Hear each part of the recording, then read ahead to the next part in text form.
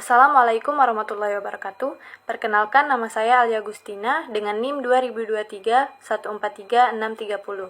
Pada kesempatan kali ini, saya akan membahas materi tentang menginterpretasikan peristiwa sejarah dalam setiap periode untuk menemukan nilai-nilai persatuan Indonesia. Untuk memenuhi tugas mata kuliah Pendidikan Pancasila dari dosen pengampu Bapak Dr. Haji Hendra Wijaya, SAG, MPDI. Yang pertama, masa prasejarah. Manusia di Indonesia mengalami zaman praaksara, yang merupakan masa sebelum adanya tulisan, dan zaman batu yang merupakan masa pembuatan alat-alat berbasis batu untuk menunjang kehidupan manusia. Kedua, masa Hindu-Buddha. Masa ini ditandai dengan muncul kerajaan dengan yang menganut agama Hindu dan Buddha.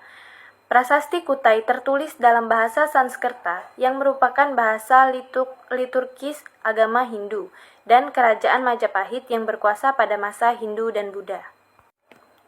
Yang ketiga, masa Islam. Masa Islam bermula pada tahun 1500 sampai 1700.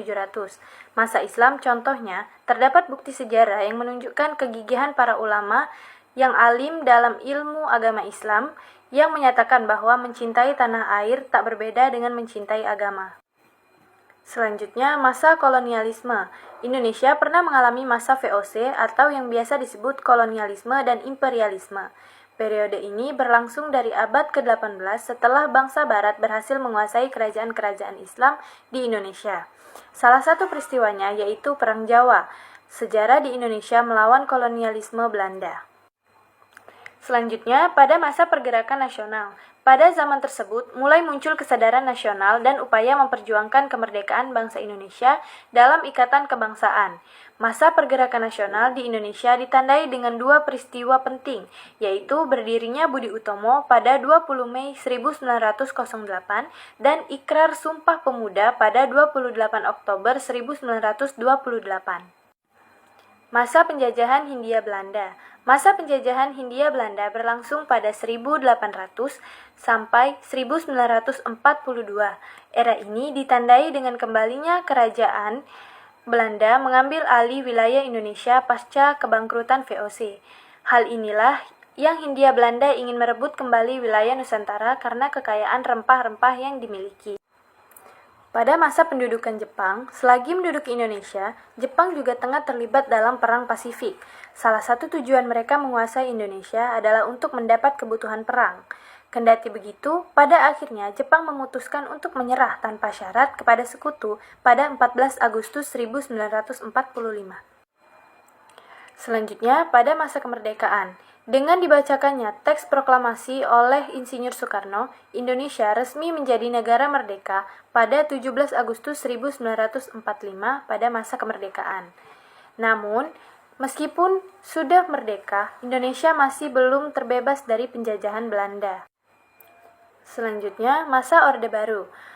Era Orde Baru merupakan era pemerintahan yang berada di kepemimpinan Presiden Soeharto.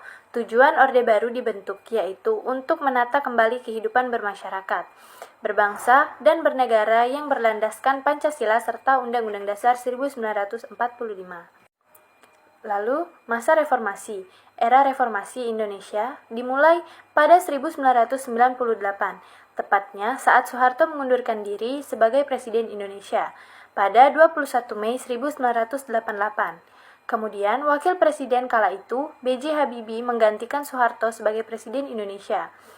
Periode ini terbentuk oleh lingkungan sosial politik yang lebih terbuka. Baiklah, selanjutnya kesimpulan.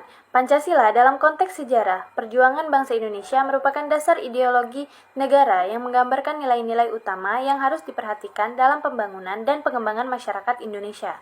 Menginterpretasikan peristiwa sejarah dalam setiap periode untuk menemukan nilai-nilai persatuan Indonesia adalah bahwa peristiwa sejarah berpengaruh besar dalam pembentukan dan pengembangan nilai-nilai persatuan di Indonesia.